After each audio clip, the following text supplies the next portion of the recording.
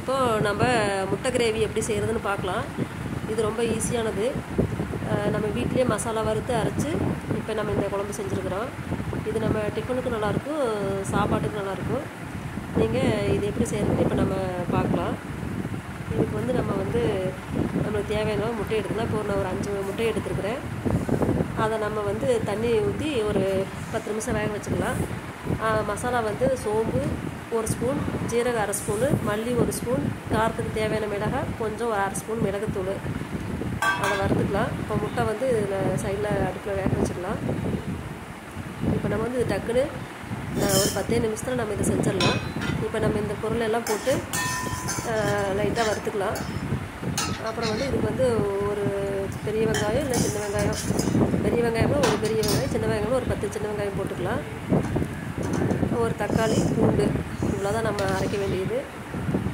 இப்போ நம்ம வந்து இந்த ட்ரையாக இந்த மசாலா வறுத்துட்டு நம்ம ஒரு தக்காளி, ஒரு 2 பல்லு பூண்டு, சின்ன வெங்காயம் இல்லை பெரிய வெங்காயம் எது வேணாலும் நம்ம போட்டுக்கலாம். ஒரு வெங்காயம், பெரிய வெங்காயம், இதை நம்ம கொஞ்சம் எண்ணெய் விட்டு வதக்கிக்கலாம். அதுக்கப்புறம் வந்து ஒரு மூடி வந்து தேங்காய் சேர்த்துக்கலாம். அது வந்து அப்படியே நம்ம அரைக்கிறப்ப சேர்த்துக்கலாம். இப்போ வந்து இந்த தக்காளி வெங்காயத்தில் நம்ம வதக்கிக்கலாம். முதல்ல வந்து ட்ரையாக வந்து நம்ம வந்து அந்த மசாலாவை வந்து ஃபஸ்ட்டு மிக்சியில் அரைச்சிக்கலாம். இப்போ வந்து இந்த நம்ம ட்ரையாக வறுத்து மசாலா வரைச்சிக்கலாம். அதுக்கு கூட வந்து நம்ம மஞ்சத்தூள் கொஞ்சம் சேர்த்துக்கலாம். இந்த மாதிரி அரைச்சதுக்கப்புறம் மறுபடியும் தேங்காயை அரைச்சிக்கலாம்.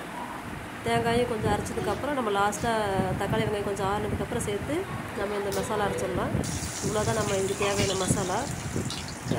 கொஞ்சம் எண்ணெய் விட்டு கடுகு கருவேப்பிலை தாளிச்சிட்டு நம்ம வேறு எதுவும் தேவையில்லை, நம்ம அரைச்சி வச்சுக்கிற மசாலா மட்டும் இதில் ஊற்றினா போதும். தேவையான அளவு தண்ணி மிக்ஸ் பண்ணி நம்ம இதில் சேர்த்துக்கலாம். நல்லா கொதி வந்ததுக்கப்புறம் நம்ம முட்டையை வேக வச்சதை நம்ம எடுத்து இதில் சேர்த்துட்டோம்னா நம்மளுக்கு சூப்பரான முட்டை கிரேவி நம்மளுக்கு ரெடி. நம்ம ஈஸியாக செஞ்சிடலாம்.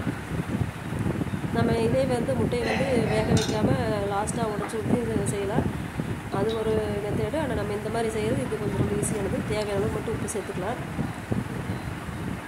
நீங்கள் இந்த மாதிரி ட்ரை பண்ணி பாருங்கள். நம்ம சேனலில் வந்து நான்வெஜ் குழம்பு, மற்ற காய்கறிகள், புளிக்குழம்பு, இந்த மாதிரி எல்லா குழம்பு ரெசிபியும் நம்ம போட்டுக்கிறோம். குழம்பு ரெசிபி தான் வந்து இப்போ டிஸ்கிரிப்ஷனில் கொடுக்குறோம். நீங்கள் செக் பண்ணி பாருங்கள். நம்ம சேனல் இது சப்ஸ்கிரைப் பண்ணாமல் இருந்தீங்கன்னா சப்ஸ்கிரைப் பண்ணிக்கோங்க. நம்ம வீட்டிலே செய்கிற சமையல்லாம் நல்லா பார்க்கலாம். நன்றி.